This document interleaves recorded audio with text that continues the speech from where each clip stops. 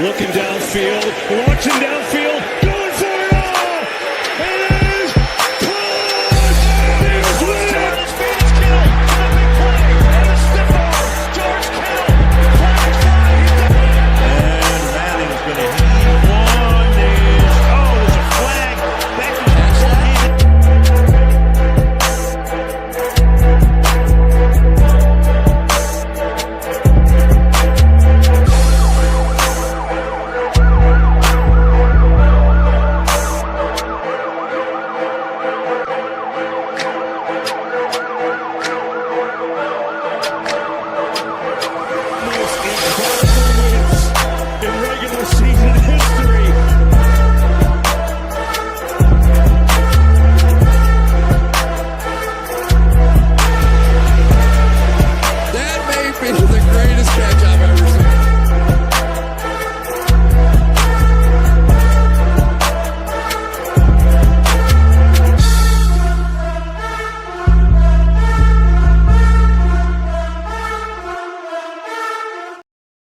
Ladies, gentlemen, and all those in between or outside of it, welcome to Monday Night Mock Drafts with Evan right here on the Fantasy Football Network, coming to you every Monday evening until week 1 of the NFL season. I am your host, Evan Sather. Tonight, we will be doing a mock draft for a 12-team, 1-quarterback PPR league.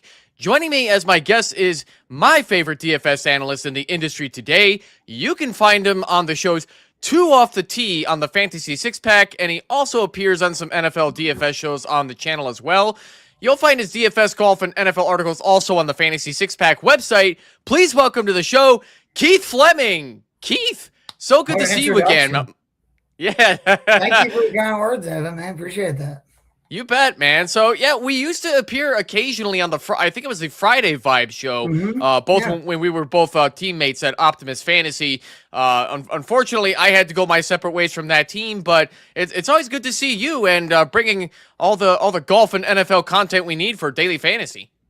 Well, again, I appreciate that. Big fan, of your work. I know we're going to show it off in a little bit, but the fact that, we both were rocking costumes when we did a Halloween pod, like we just, we're kindred spirits, man. Again, like love all the stuff you're doing on this channel. I'm blown away by like what some of you guys can do with the graphics and the intro videos and stuff. If you come see me and Joe Matz's DFS show or Two Off the Tee, there's no bells and whistles, like none. And I'm not gonna lie, I'm pretty jealous that we don't have that kind of stuff, but it's remarkable, and I'm excited to be doing some mock drafts, man. I told you I did an auction draft last night, and it's that time of year, man. It is that time of year, and you can thank Classic Mike Herrick for getting all the graphics and the transitions in our videos created. We couldn't have done all this without him. He's been key. And folks, just to let you know, Keith was not lying about one episode in which we did. It was a Halloween 2025 episode in which I actually need to present this. What the heck happened to this? Sorry about that, folks. Boom. This is what we did for Halloween back when we were teammates at Optimus Fantasy for the Friday Vibe show. We did not plan this. This was something we just understood the assignment. And unfortunately, I don't have that mustache anymore. It was a single-use one, but it works so perfect. And you make a great Rick, my friend. Thank you. My wife went as Morty that year. We like to do that. We've gone as Back to the Future before. It's actually part of the Back to the Future outfit where we went as Dr. Marty as well. But Nico is the sheriff, though, man. He looks so handsome. Yes, he does. Very handsome boy in that costume, too. People are getting a bit antsy here in the mock draft, so let me go over what we're going to be dealing with this evening. 1 quarterback, 2 running backs, 3 wide receivers, 1 tight end, 2 flex, a kicker, a DST, and 5 bench spots. Just 1 more compared to last week when we did 14 teams. So we are definitely looking forward to that tonight. Let me get this proper tab set up. So I don't know if we should keep the people waiting much longer. Keith, are you ready, my friend? I'm always ready. Let's go. Here we go. I'm going to go ahead and click start. We've got Steb 20 getting started at the 101 spot. We almost had a situation this evening as Sleeper was not loading properly in a web browser about 45 minutes ago. I was freaking out a little bit. My guy just went in and I made a few phone calls, made it happen. Yeah, no, I figured it was all you, Keith, my man. That's why I'm glad I had you booked for a night like tonight. But I had my phone screen ready to be shared on standby just in case it wasn't going to happen. Because for whatever reason, it was still working in a web browser. But looks like we got the auto draft unfortunate on 101 Jahmyr Gibbs. Yeah, I mean, No surprise.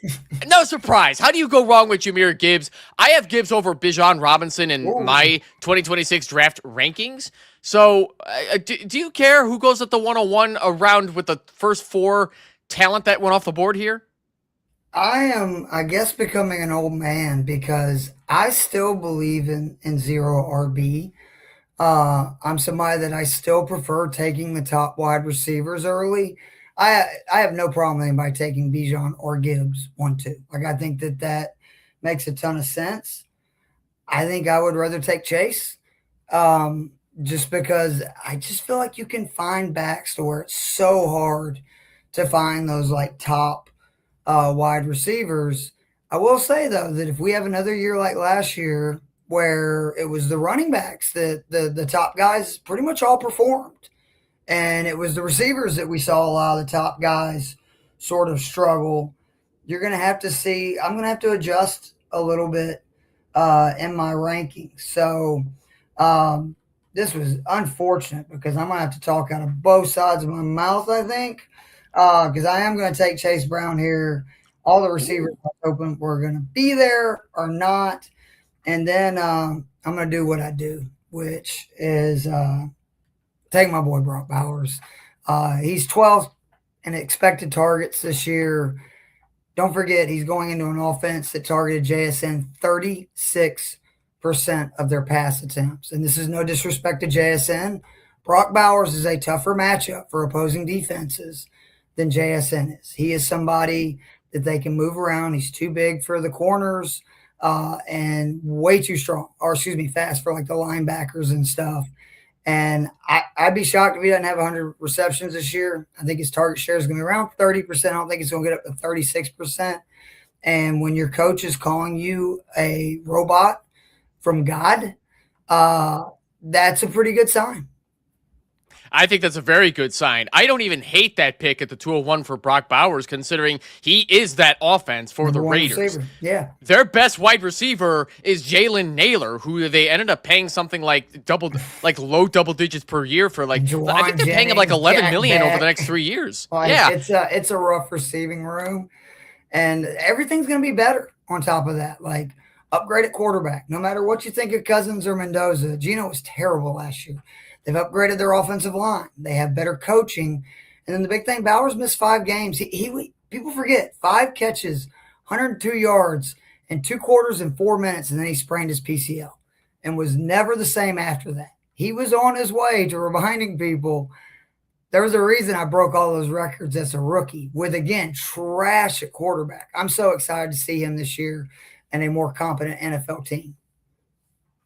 Yeah, no, me too. Because I think that Clint Kubiak is going to be so much better for Brock Bowers. He's going to fix that offense. I don't see the Raiders doing better than 500 in the standings out in their division, but I don't think they're going to be anywhere near the worst team in the NFL anymore. I think we're going to be looking at like the Cleveland Browns and the Tennessee Titans. Like, we're still looking at those teams in the AFC that are going to be at the bottom of the league. I think we're going to have bad offenses, don't you agree? To where I actually think the Raiders could end up having a good offense. I'm a big believer in Genty too. Like, I think that he is an electric weapon. They really kind of figured out how to use him more in the second half of last season. And you look at, again, what Kubiak was able to do with somebody like Kenneth Walker, who is also a very explosive, fast back. I do think that the Raiders' offense is going to be really good. And the great part is they got a bad defense, meaning shootouts. Teams that are bad have the ball a lot on offense. And if they have a decent offense, that's a great thing if you own their guys in fantasy. Yeah, 100%. Because bad offenses don't necessarily mean bad fantasy value. So getting a guy like a Brock Bowers early enough who has proven to be a stud tight end absolutely can happen and you can make a case to draft him in the second round like you just did. I got to go back and ask you about Chase Brown, though, at the 112, because I might be the lowest person in all of fantasy football who hates Chase Brown going in the first round. I do not believe he's an RB1. I think he's an RB2 that benefits from circumstances that support him. Because when you've got Jamar Chase and T. Higgins, and yet you have to throw Chase Brown a lot of passes, something is terribly wrong with your offense. So I got to ask you, Keith, are we expecting to see more of the same out of Chase Brown this year that puts him in RB1 territory? I mean, I think he's going to have a monster year. I think that this offense is going to be really good. And again, all this is, as we know, we got to have a healthy season from our guy, Joe Burrow. But I think they've been kind of fluky injuries. I'm not that concerned about it. You've got Higgins and Chase. And if you just look like Brown had such a bad start to the season, and it was to no fault of his own. I was actually telling people, try to trade for him early last year because their offensive line was garbage. And on top of that, Burrow was hurt, right? So there was some real adjustment there. As Burrow got healthy as the season went on, the offensive line got a lot better. Brown, I mean, ended the season as good as any running back in the league. I think he had 20-plus points in like 3 of his last 4 games. And it's to your point, he has such a high floor week to week because of his involvement in the pass game. And their offensive line is not like an elite offensive line. So what happens is the reason Brown gets so many targets is Burrow's running for his life, and he just checks it down to Brown. So, again, and like I do have a little concern if it's a standard league you're still playing in those. Obviously, his value would be much less. But in PPR leagues, I think he's a top 10 back this year for sure.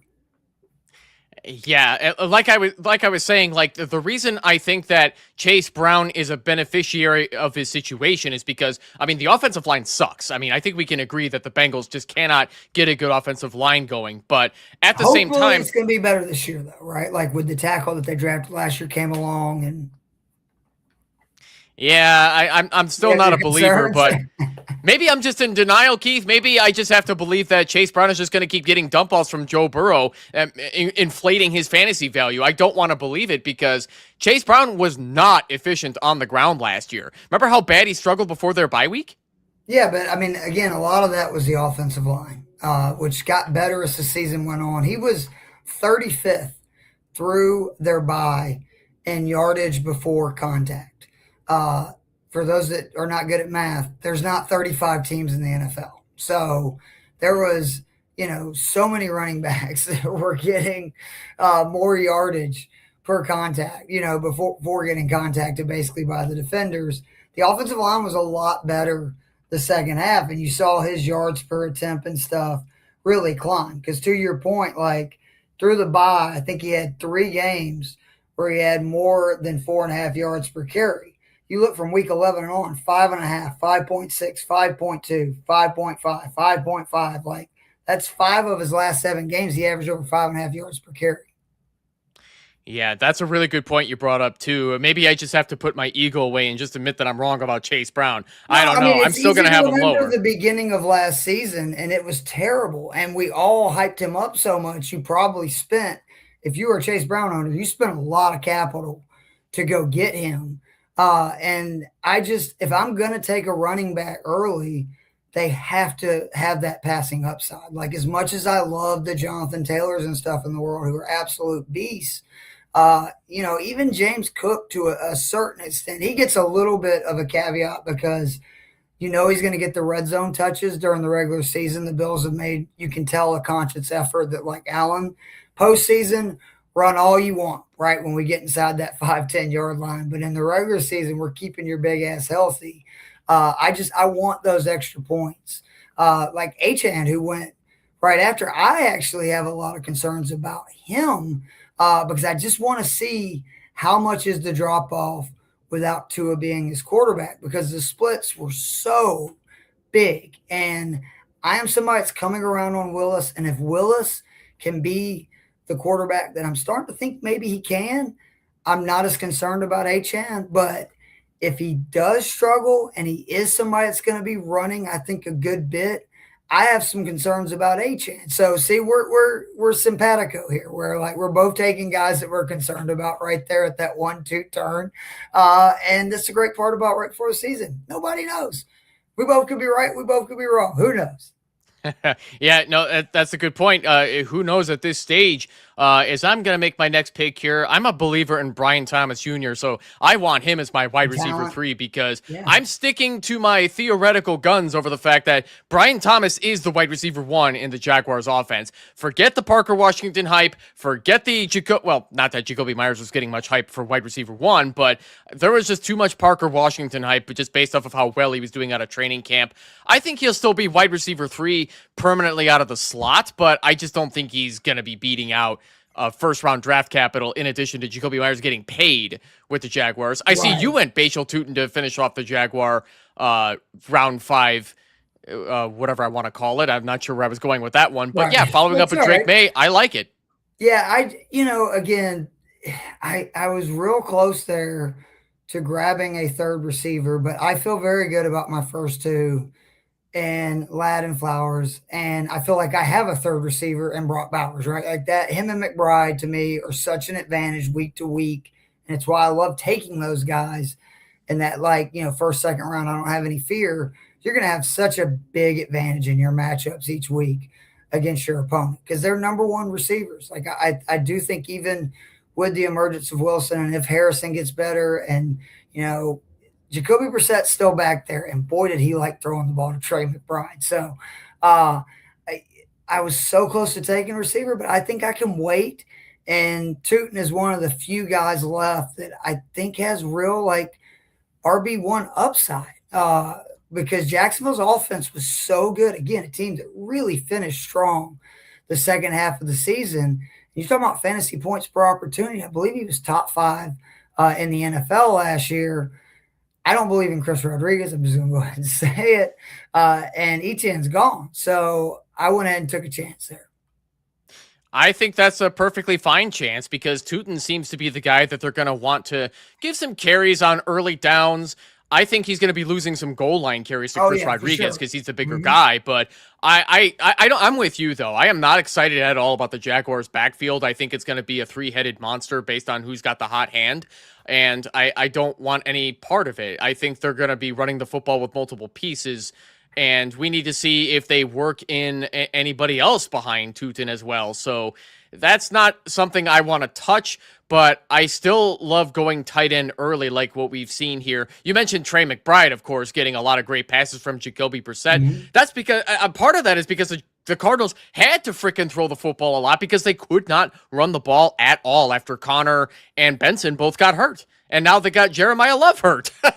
Well, they got Tyler Algier, which I keep warning people who are taking Love early that I've seen it in Atlanta, people. Tyler Algier is a really good NFL running back who does the things that coaches love.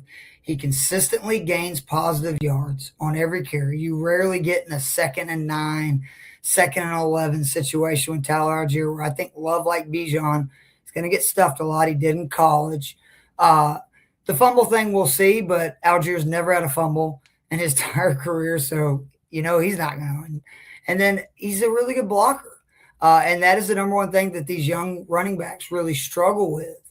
And Arizona's defense, I think, is still going to be really bad. So if Arizona's defense is really bad, they're going to be down, and you're going to be in throwing situations. I know a lot of people think, God, I'm like, oh, that's great for Love. Well, not if he can't block. Like, you have to have the ability to protect your quarterback, or you're not going to automatically get out there no matter how good you are as a pass-catching back. Because even just a chip block, it's so huge that you give that quarterback that extra second.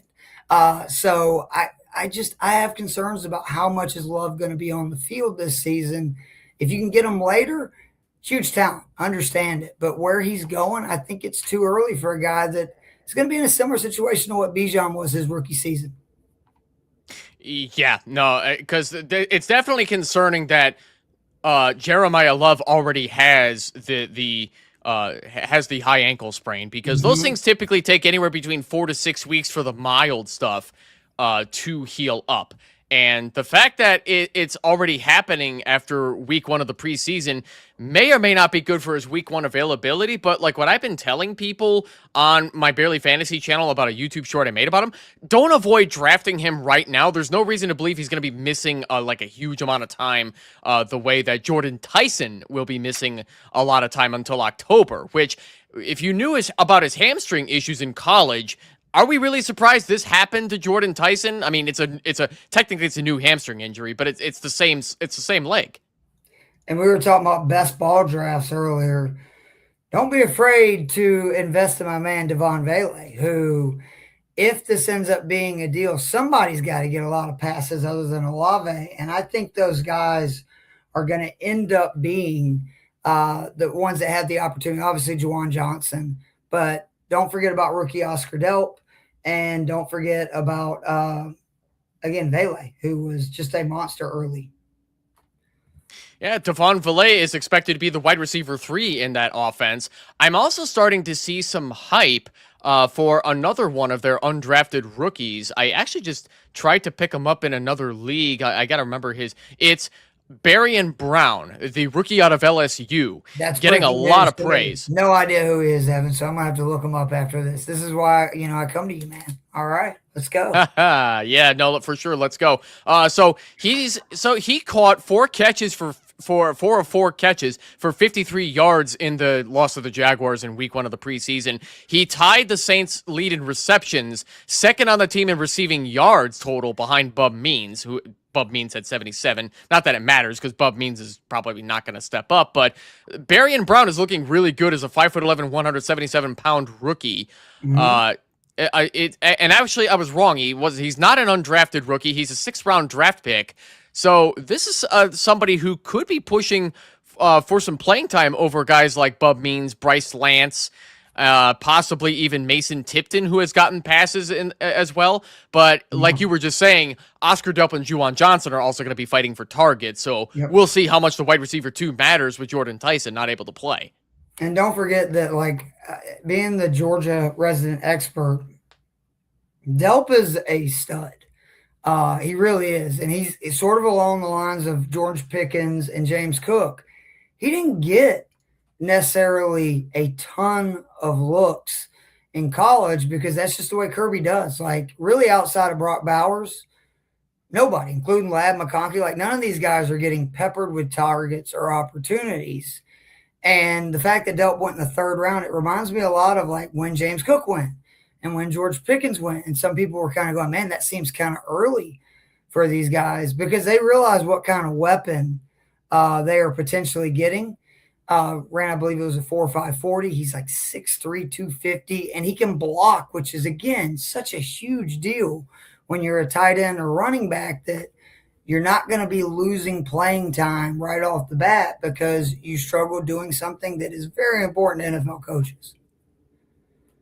Extremely, especially for a Kellen Moore type of coach who really excels at offense. And I think I'm excited for Kellen Moore to see what he can do with Travis Etienne out there, to see if he can get more out of him than what, dare I say, Urban Meyer was trying to get out of him when he spent a 1st-round pick on him in Jacksonville. And I like Kamara this year. His value right now is in the toilet. You can get him for absolutely nothing. And if you look at Kamara's best years, they were all when he was a dual back with Mark Ingram. And they really kind of used him more as a 3rd down pass catching back, change of pace. And I think that's what's going to happen this year for Kamara, where Etienne's going to get the starting role. And they're going to use Kamara kind of like they did early in his career. And I think that's great for an old vet. Kamara still, if you look at his explosive numbers and stuff from last year, he's still quick. It's just I don't think he can take the workload that they were trying to throw on him the last couple of seasons and stay healthy. No, for sure. Staying healthy is half the battle, and he's had a lot of mileage put on him over the years, and there's only so much most NFL running backs can take if your name is not Derrick Henry. That's the difference, right? Not everybody can be built like a tank like that guy. But fair. I think more importantly, with Tyler Shuck loving to throw the football, John Yee 615 in the comments says, Olave to the moon. John, I am 100% with you on that. I think Chris Olave is going to surprise a lot of people. And it shouldn't surprise because we saw a 9-game sample size and he caught 60 balls with Tyler Shuck and was the wide receiver 3 from the time Tyler Shuck took over as the quarterback. So, I mean, without a doubt, he's his favorite target. We know that. And I think that this New Orleans offense is going to be. I was wrong about Shuck. Like I'll eat it. Like I'll go ahead and take it. I made fun of his age. I didn't think he could really play. He's very good. I was about to say the kid. He's not a kid. He's obviously a grown ass old man. But Shuck can play, man. Like I liked his mobility. He gave you like almost 2 full points per game in his starts on the ground. That's huge in fantasy terms. And obviously he had guys that he really liked targeting. I got to start doing a better job, buddy, since we're doing the show of putting guys in queue, and that is on me. Oh, it's all good, man. You do you. But yeah, no, Tyler Shuck, I think everybody was wrong about him. I mean, everybody was being like, oh, it's funny to see a 26-year-old rookie get in the NFL. I think we were making unfair comparisons with him versus Stetson Bennett out of your Georgia Bulldogs, who isn't exactly making a worthwhile NFL career so far. I wish they would give him a chance, though, because having watched Stetson in college, like, I think he could be not obviously a franchise quarterback by any means, but if you look at some of these guys that are starting, like Malik Willis is a prime example. Stetson can run. He won 2 national titles. Yes, he had Brock Bowers and Ladd McConkey, and that helps, but he was really good, especially when it mattered in those tight games versus Alabama, both in the SEC title and national title game. But to your point, Shuck is much better than Bennett, as much as I like Stetson. Like Shuck, I think is a franchise QB, man. Yeah, no, I think he's definitely there in New Orleans to stay. I do not believe that Kellen Moore is going to be looking to replace him. After all, he drafted him. He wanted Tyler Shuck. He knew what he was going to get out of him. So, yeah, I think he's absolutely the Saints franchise quarterback. Probably going to be giving the Falcons tough battles for years to come with that famous NFC South rivalry.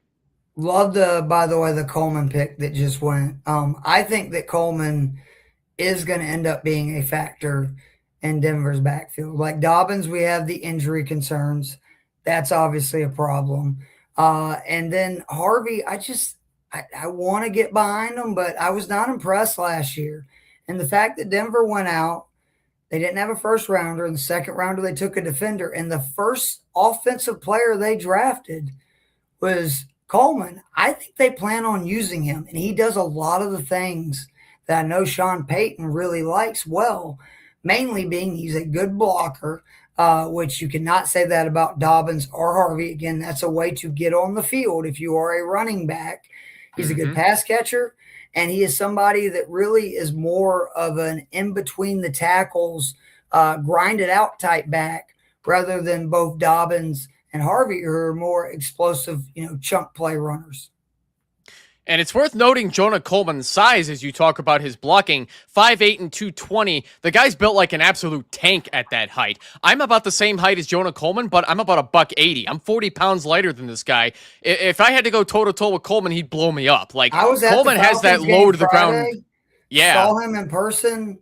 It's impressive. He's much quicker and like faster than I thought he was. Like, 'cause he ran a slow 40, but I think it's one of those deals that, yeah, in a straight line, he's not going to outrun everybody, but it was really impressive to see him run and go side to side with the ball in person. Because, that's just such a shock when you actually see somebody, in person on the field. It's weird how you don't notice it on TV nearly as much as you do once you like actually get in the building. You can just see like, oh my God, they can't touch this guy. For sure. So that was Andrew Tux Lapole drafting from the 7th spot who grabbed Jonah Coleman at the 10-6. Really like Keith, do you think Jonah Coleman is going to quickly take over that running back by committee that Sean Payton likes? Is he going to lead that committee really soon? I don't know. Like, I don't want to say that really soon because I think he's going to use all backs. Like, I think all 3 of those guys are going to have a role. That's what Sean Payton wants to do. Remember, again, this is the guy that, had the Kamara, Ingram, like they always had multiple Taysom Hill, like, you know what I'm saying? Like they're not afraid to mix it up. But I just like the fact that Coleman, again, is the best, I think, both pass catcher and blocker of that group, meaning that there's a good chance he could at least, get the third down stuff early. And I find it hard to believe that he's not going to have a good shot to get the goal line work. Because, again, Harvey and Dobbins are not brick houses, to your point, like Coleman is. Yeah, no, and I like you were just saying too about RJ Harvey. I was not in the slightest impressed with him last year. I thought he was a terrible runner, and I don't think he offers that much for the Denver Broncos. I mean, if he gets better this year, I will gladly eat my words, but I was not at all impressed with anything RJ Harvey had to offer the Broncos last year. After all, there's a reason the Broncos have to have to bring back J.K. Dobbins. He's still better than RJ Harvey. 110%. I agree with you there, buddy. As you're making your next couple of picks here, John Yee 615 also has a question for us. I also have pick 12 in my home league, half PPR. Thinking of going double running back and then double wide receiver, especially with the wide receiver depth this year. Thoughts? I think that strategy can work again. It was only a few years ago in the early 2020s when it wasn't as wise to go to double tap at running back, being that wide receivers were starting to become a lot more plentiful. And that was kind of in the era in which we were seeing running backs trying to get screwed over by owners and pay. But now that running backs are getting exactly what they deserve as far as pay goes. They're still kind of getting screwed, if we're being honest. My dad got real mad about this. They're like Bijan 25. Like, basically, Flowers is making more per year than Bijan, and I like Zay Flowers, but he's not a better player, Bijan Robinson. I hear you, Keith, but I mean, I know what you're saying. It is more fair than it was. Yeah. My point being is that I think you can absolutely make a case to go double tap at running back in the year 2026, just like what we were doing 10 years ago, and then wait on wide receiver, being that the depth is plentiful. Keith, do you agree with this strategy that John proposed? I mean, again, I typically don't. This draft, I have spent more capital on running back than I normally do, but it's also been the way the draft has unfolded. Like, for instance, the Mason pick. If you look, that was right, like the last guy, basically. Normally, I would not take a running back there, but look at all those backs that went in the round before, who were guys I was thinking as somebody who likes to wait and take backs later. I was like, okay, I can get one of these guys. And then for me, there was quite a bit of drop-off. So I would take Mason in that situation where normally I would probably not add, right, like a fourth running back already to my roster. I think it makes sense. So that's what I was talking about at the beginning of the show. I may have to end up pivoting back. Like, I used to be a guy that would take actually running backs in 3 of the first 4 rounds. That's how long I've been playing fantasy football. Like in the early 2000s, that was basically what you did, is just grab running backs early. And it's changed. But last year, the running backs had a lot more success. You look at, like, Jonathan Taylor had a really good year. James Cook, like, really outside of Barkley, all the top backs had good years, to where Jefferson, CeeDee Lamb, like all these receivers, whether through injury, poor quarterback play, they were, more bustful. Yeah, I think we're starting to see things go full circle compared to the last 10 years. What did Matthew McConaughey say in True Detective? Life's a circle, man. Yeah, things do come around. History does repeat itself. Yep. And I even though we're seeing a lot more usage out of running backs in not always platoon style, but coaches always have different ideas for how they want to approach the running game. My beloved Ben Johnson of my Chicago Bears loves the 2-back approach. I drafted Kyle Monangai at the 10-2, who's going to be missing a little bit of time with a hyperextended knee injury, which is not seen as that serious. He will be back at some point right now, unless some crazy setback happens. He's expected to be back. Yeah. But even if he was healthy, Monangai doesn't offer much upside outside of just running angry at the ground, coming out of that Rutgers system that developed Isaiah Pacheco. He's not going to catch a lot of passes, but he will run you over if he can. So, honestly, like, Kyle Monangai at the 10-2, Keith, you're still drafting him in all your best ball leagues if you have any left, right? Oh, yeah. Like, I want all the pieces of the Bears offense that I can get in a best ball. I think Caleb's going to take another step. And I'm not just saying this because I know you're a Bears fan, but Ben Johnson proved last year he is that dude. Like, he is a great offensive play caller, like one of the best offensive minds in football. Look at also the dip the Lions had offensively. Like, I know Goff was still, like, he really was. He was really good. Goff impressed me But there was a dip. I mean, they had to change coordinators, right? Like the coach started calling plays halfway through it. That's the Ben Johnson effect. And I just think Caleb is uber talented. Loveland, uber talented. If you can get, Burden and a Dunze going, you're going to have either Monangai or Swift back in what I think is going to be a really good offense. And that's kind of the sweet spot, man. Oh, you son of a bitch.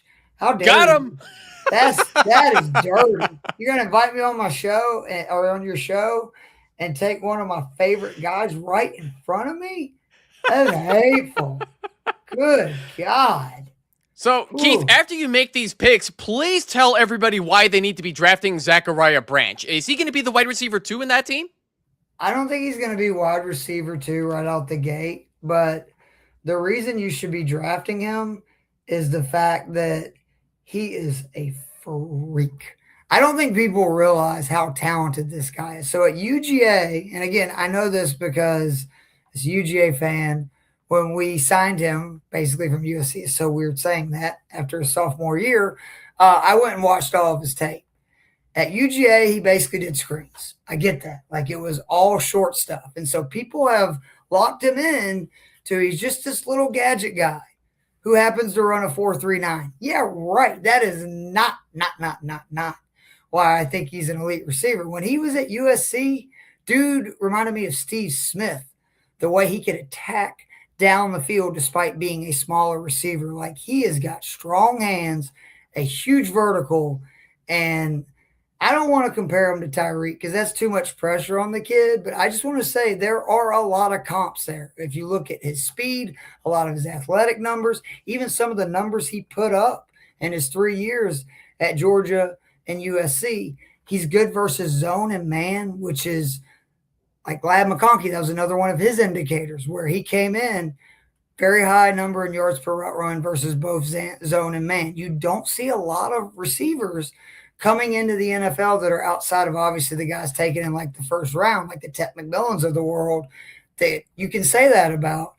I think Branch could end up being great. And if Tua starts, Tua threw screens more than any quarterback in the NFL last year, almost 16% of his pass attempts were that. That's going to be the Bijan and Branch show. I promise you. That is who the screens will be going to if we're running them.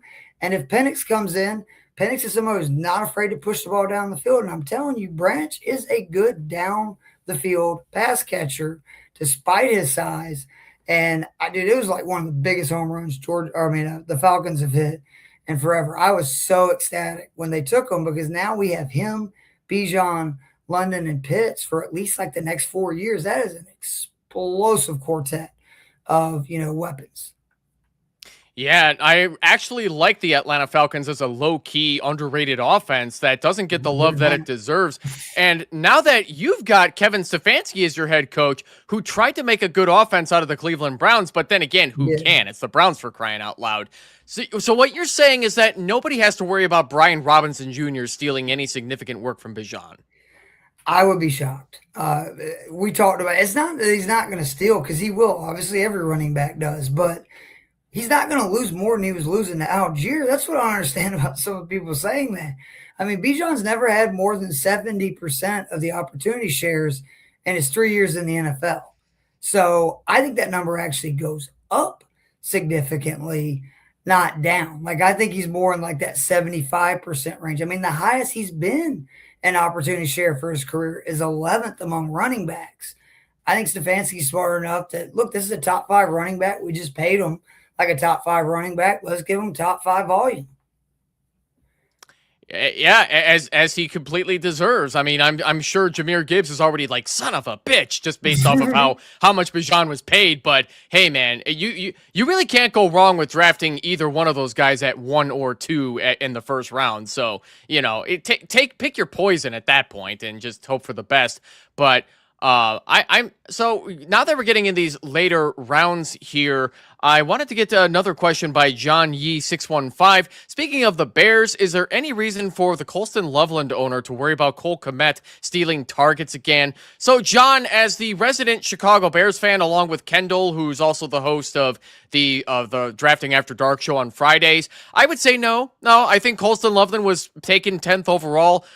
two drafts ago for a very good reason. He's a Ben Johnson guy. He is what Ben Johnson was looking for in his offensive system that matches a lot of what Sam Laporta does.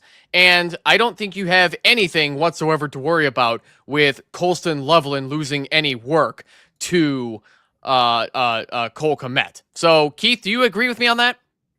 Oh, I have very high hopes for Loveland. Like, I think he is the most likely guy to move into that next category of like elite tight ends. I really do. I think he is just a phenomenal talent. And if you look at his rate the second half of the season, it was incredible, man. Like he just got better as the season went on. And I think you can make a case he ends up being their number one wide receiver. Like he ends up being, like, I know everybody's so high on Burden, and I get it. And I know there's people that are really high on a Doomsday, and I get that too. But Loveland was the most effective pass catcher. And as the Bears ascended at the end of that season and went on their run, he became Caleb's go-to guy. And I think that's going to continue. Like, I think he's going to be like a Travis Kelce potentially in, Kansas City or something. Yeah, 100%. I'm a little worried about treating him like a Kelce, but honestly, I think it could be functional the way that the Kansas City Chiefs have done. Like he get hurt, or are you just saying like from the over volume or? Yeah, volume, I think, is what I was getting at, too, because with the way that I've seen Ben Johnson put together the offense, it's a lot like what Liam Cohen is trying to accomplish in Jacksonville. Get the best out of every single starting piece on that offense, whether that's 3 wide receivers, 2 running backs, 2 tight ends. Get everybody involved, because that's what they love to spread the ball around. And it's not that there isn't a wide receiver 1 or a tight end 1. Actually, if anything, the Sam Roosh pick that we grabbed in the 3rd round this year should worry Cole Kmet. Oh, y'all took a tight end in the 3rd round? I didn't know that. Yeah, Sam Roosh. I expect him to be the successor to Cole Kmet as a second pass-catching tight end behind Colston Loveland. Not a guy to take over for Colston Loveland, but a solid guy to take over. Yeah. Cole Kmet is in his contract year, and I don't think the Bears are going to bring him back. Yeah, he's also, there seems to be a lot of that going on. These show me, like the Falcons are a team right now where it feels like they're punting on this season with all the guys that they either have that they only have 1 year left on their deal, or they're in a situation where they signed them for just 1 year, right? Like, I don't see Kmet being a part of this offense. Like, I think that the Chicago future, especially knowing now that they also drafted a tight end, like you can see where the vision is. And I'm excited for you guys, man. I know quite a few Bears fans in my life. I think that we can say this is the year you finally get a 4,000-yard passer. Are you ready to plant that flag, Evan? Is that not insane for those listening?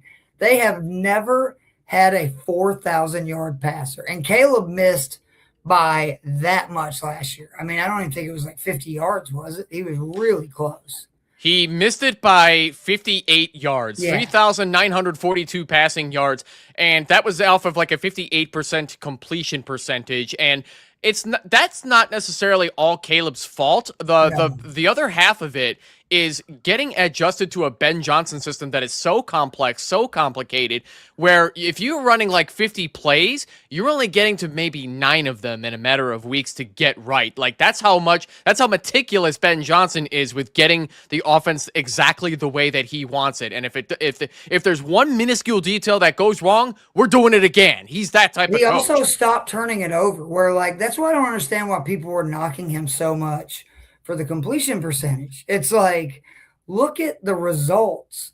And more importantly, like you can tell Ben Johnson's like, dude, I can't have you taking sacks and I can't have you turning the ball over. And Caleb got rid of that. Like that's why that low completion percentage is what it is because he threw his way out of a lot of sacks. And also I think where maybe, the year prior, he would have forced that ball in there and potentially turned it over. So I think Caleb, again, is only going to keep getting better in this system, which is terrifying for the rest of the league. That dude has the best accuracy I've ever seen, like on the way he can just drop balls 40, 50 yards down the field just in somebody's lap, man. It's remarkable. Yeah, the accuracy and the arm strength that Caleb has.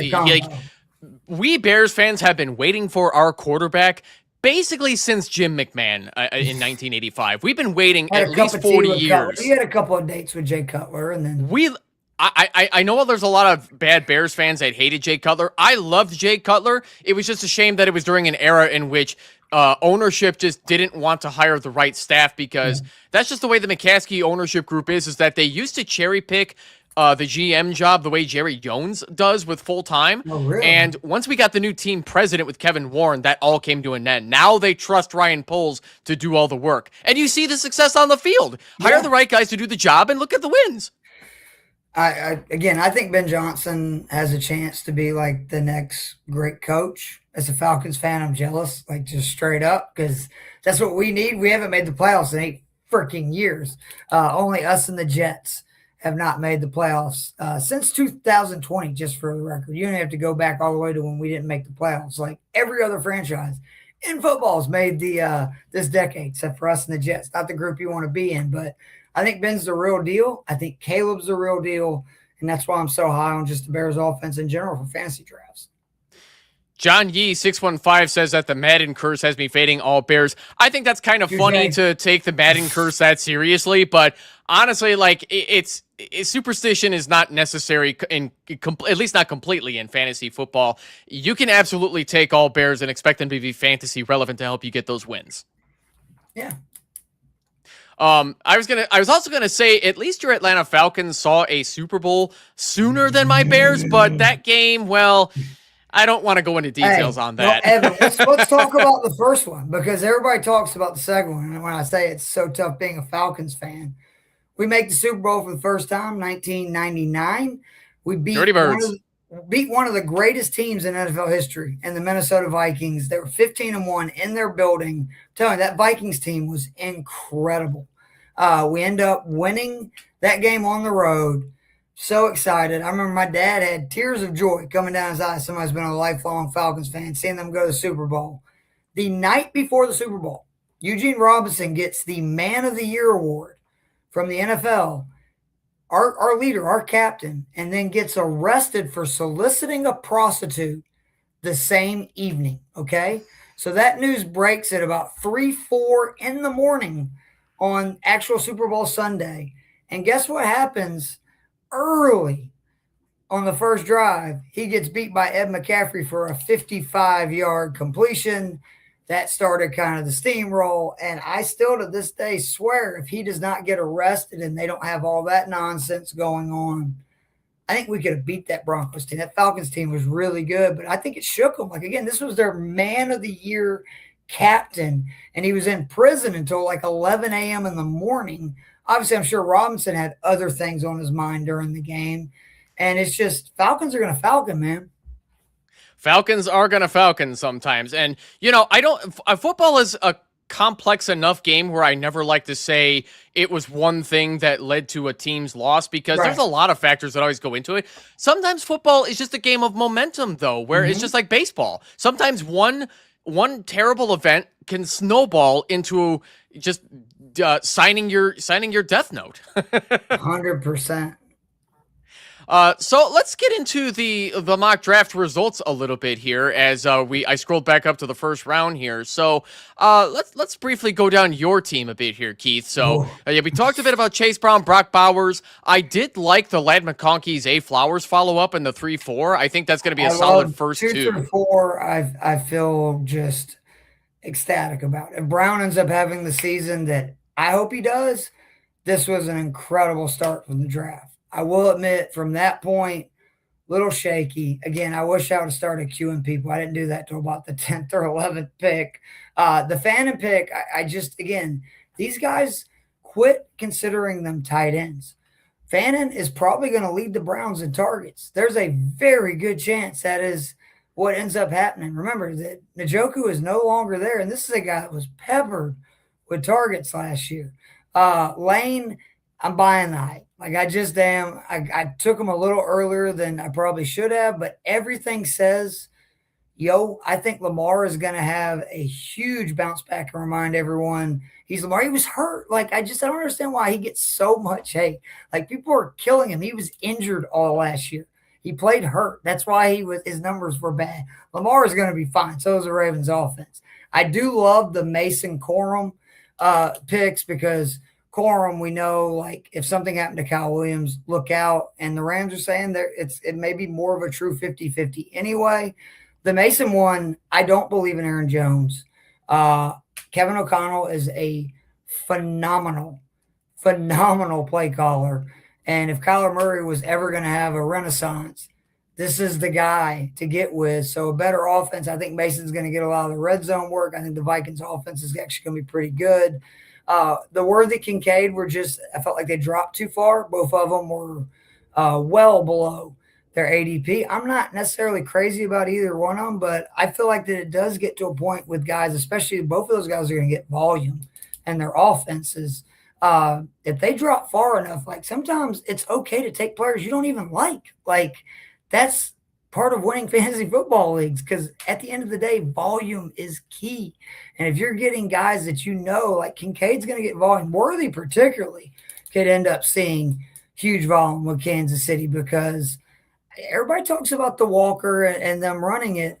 Play action is going to be a big deal, which Mahomes has been fantastic at for his career, which could be great news for Rice and Worthy. I think Kelsey is kind of – I just wouldn't count on too much for Kelsey. I think he's entering the kind of final stages of his career.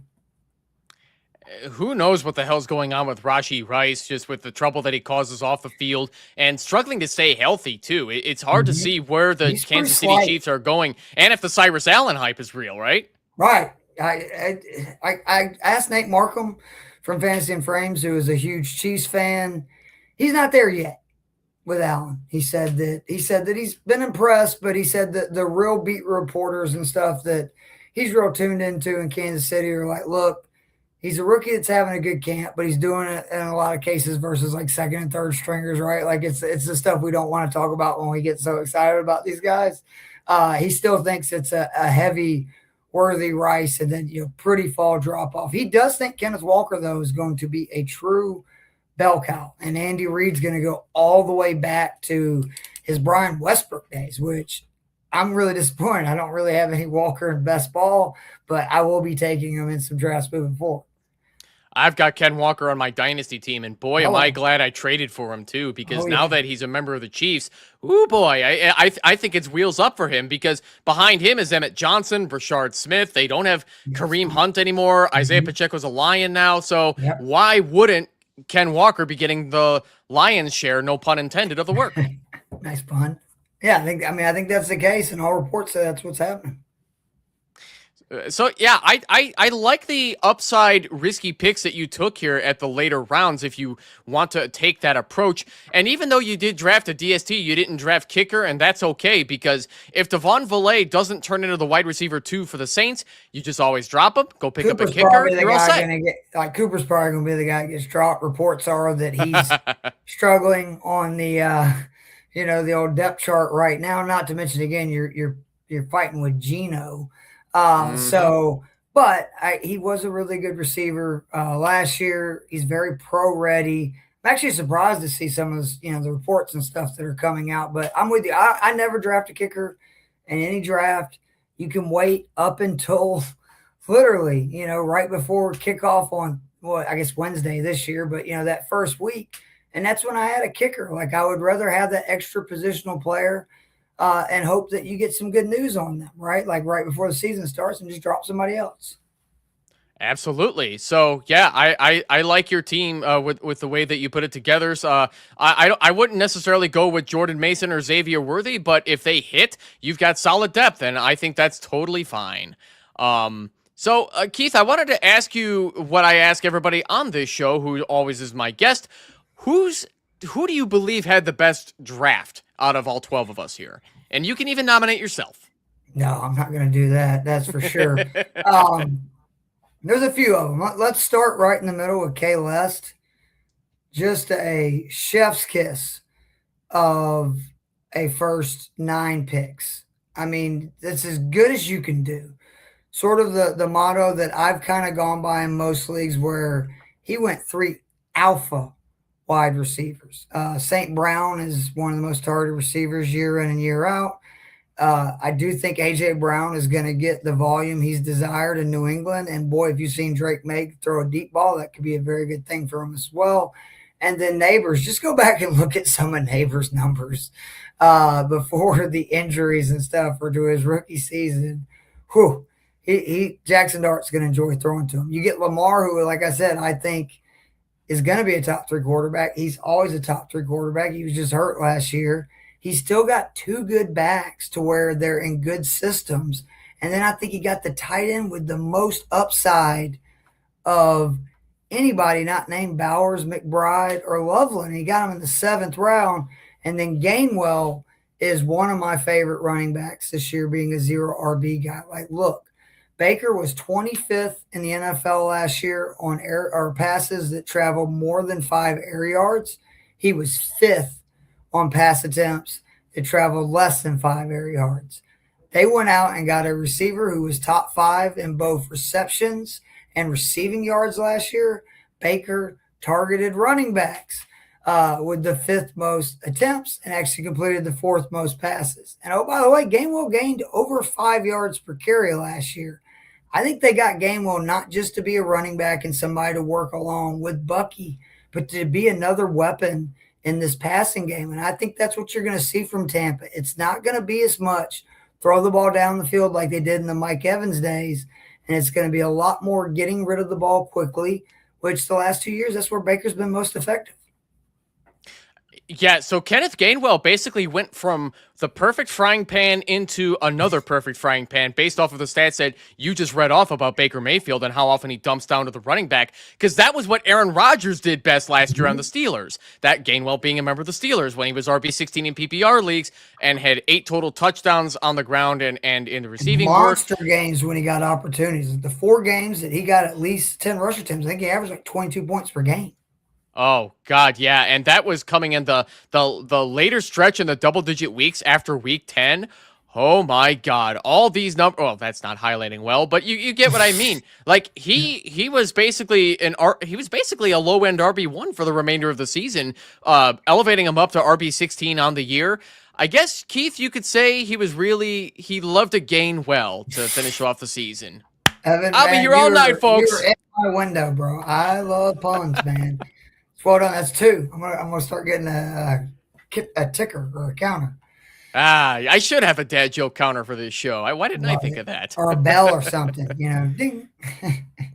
As we start to wrap up the show, though, which was your favorite team?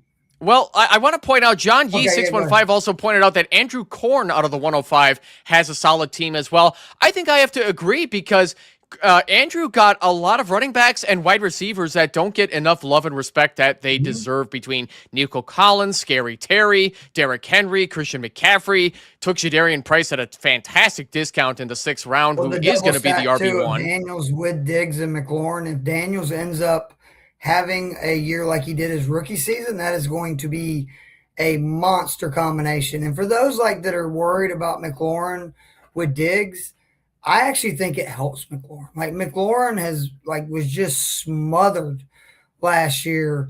And not to mention, again, Daniels was hurt. McLaurin, the whole issue with McLaurin through his career is why I was so high on him 2 years ago. He's been playing with me and Evan as his quarterbacks for a majority of his career, right? And basically, he gets a good one, all of a sudden he's a top 10 wide receiver. Who would have thought? Dude's a stud. So I actually think Diggs is only going to help him. He'll take some of the defensive coverage away.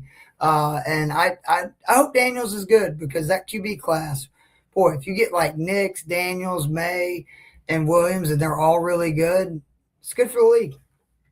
It is very good for the league. The other thing I'll say, I'll give some minor critique about Andrew Korn's team. I don't agree with drafting both starting wide receivers on your fantasy team between McLaurin and Diggs, but at least you can keep Diggs on the bench just in case he's not as valuable right away, because he's still got Casey Concepcion, who could be providing some solid wide receiver 3 value if he plays as well as he's been playing so far in the preseason, because he was doing okay against the Bears backups. The QB is what concerns me about this. And that's why, outside of Fannin, and I do really also and I'm sorry I'm blanking on the running back's name, Todd Monken is a great play caller and designer, but he can't do It's going to be anything. Quinshawn Judkins, isn't it? Judkins, yeah, I'm sorry. But he can't do anything about throwing the ball for him. Now, he will, though, I think, design a lot more quick, short passes. And from what I've read, I don't know a ton on Concepcion. He's more of a down-the-field guy. So I don't know if Shedeur doesn't play well, it's just risky. But if Shedeur ends up playing well, I'm with you. And, again, Monken, it's an underrated hire.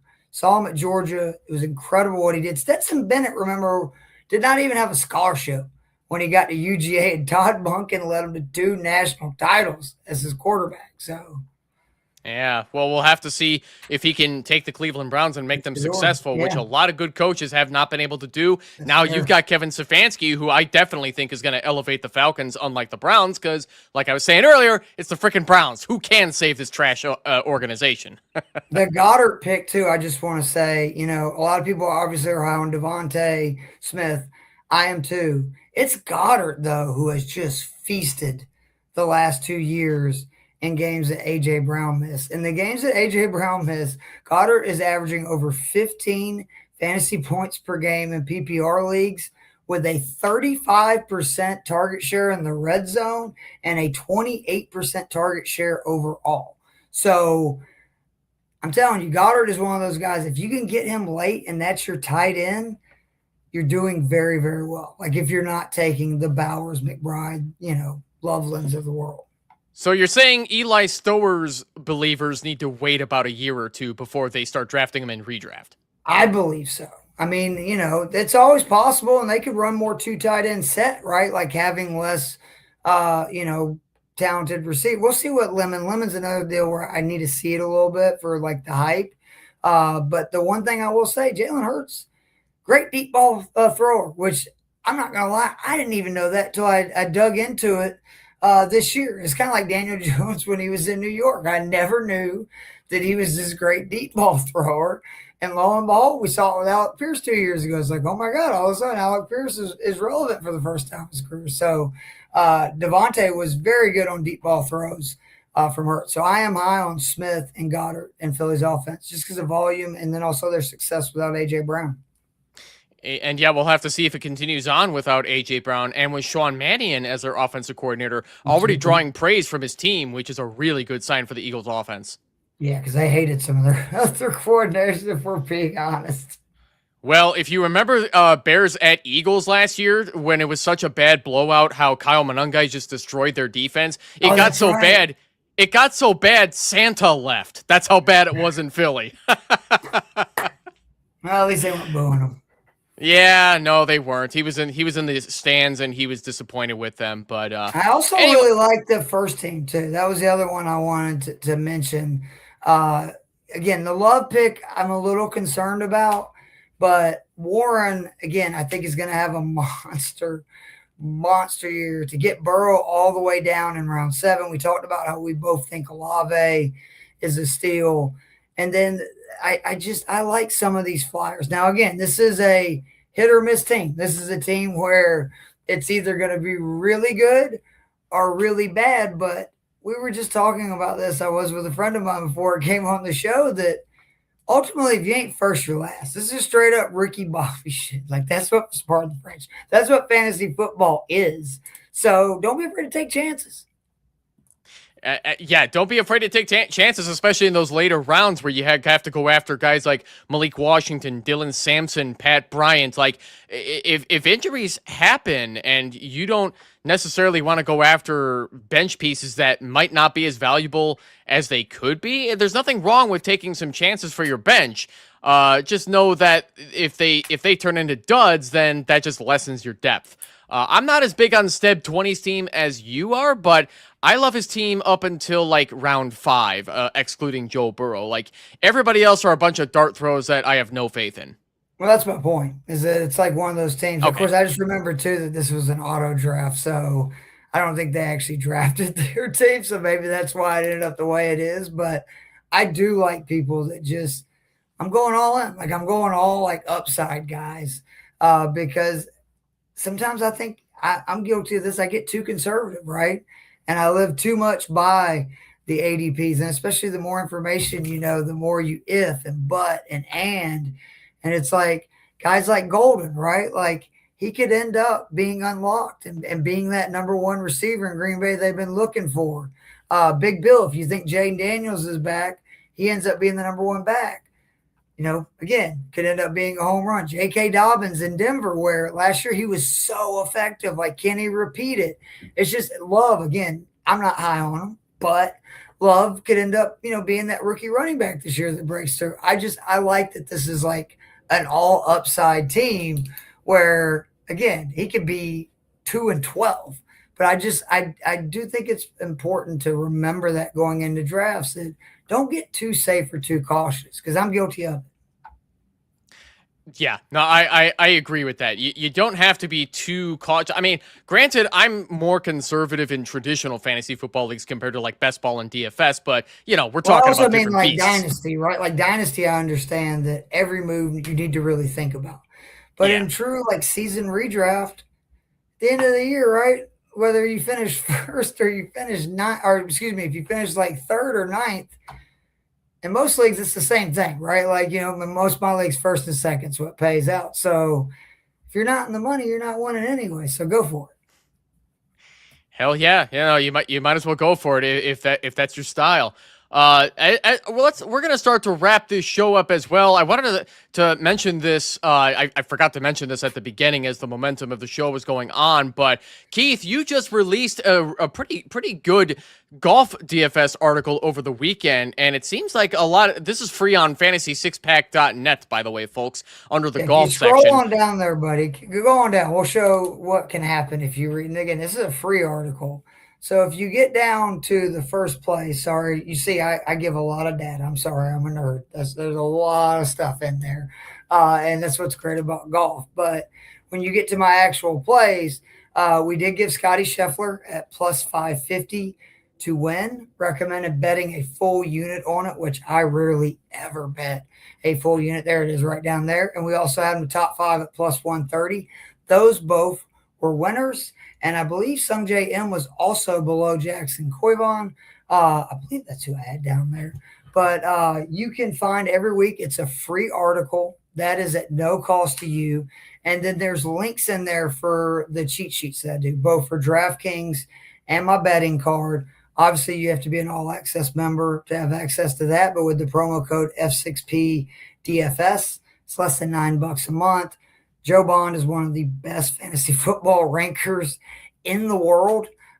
He has so many of those stupid like top 5. I say stupid because I don't have any and I'm jealous, but those top 5 ranking things, from whether it be like Player Profiler or there's a bunch of different sites that give them out.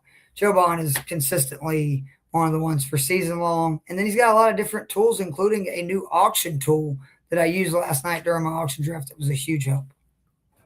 Joe Bond constantly crushes it on the Fantasy Pros Expert platform, where he's among the top rankers on there. So I wasn't able to get Joe Bond on the show, but we definitely love what you guys are doing over at Fantasy Six Pack, and I'm definitely glad to have you on the show as well to bring us that DFS perspective. I'll get on Joe Bond's ass. He needs to come on the show. You let me know. I'll make that happen. Hey, man, yeah, I'd love to have him on as well. So, but folks, that's going to do it for tonight's mock draft. So, ladies, gentlemen, and all those in between or outside of it, this has been another episode of Monday Night Mock Drafts with Evan. One more time, I'd like to thank my guest, Keith Flemming, and the Puppers. Remind me of the boy's name? Nicodemus. This is Nico. Nicodemus. I'd love to have the both of them on the show again. Be sure to follow Keith on Bluesky, Twitter, TikTok, and Facebook. All of his handles for those social media platforms are in the description of this YouTube video.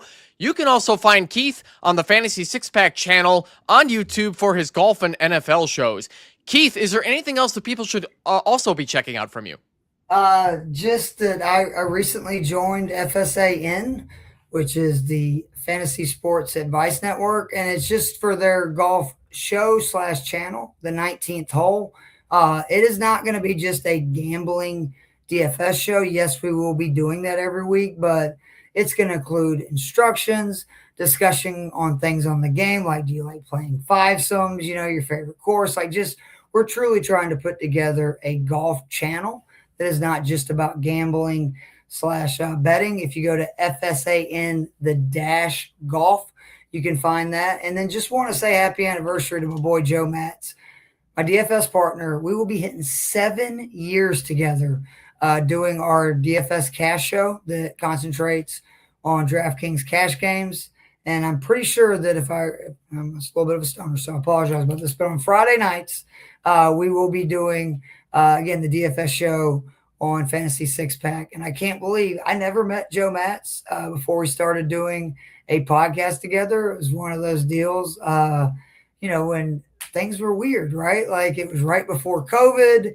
And just to say that this is the 7th year that we're doing one is absolutely nuts. And now he's one of my best buds that I enjoy just talking to. So don't be afraid to reach out, look for opportunities. You never know what you're going to find, including somebody you do a podcast with for 7 years. Absolutely. Just to show the people real quick, it's the FSAN Fantasy Golf Advice. It's at FSAN Golf on YouTube. So this is what the channel looks like if you want to find Keith talking more about fantasy golf advice as well. So, like I said, folks, that's going to do it for this week. We're going to wrap this up for tonight. Hopefully Sleeper doesn't scare the heck out of me 45 minutes before the show next week. I was worried I was going to have to share my phone. It all worked out. Tune in next week for a 10-team, 1-quarterback PPR Redraft League mock draft. Joining me for that one is going to be the great Matt Montgomery of the Football Guys, bringing us IDP expertise to offense as well. You do not want to miss that. This has been Monday Night Mock Drafts with Evan signing off. Have a great night, folks. We will see you all next week. Take care. Go Bears.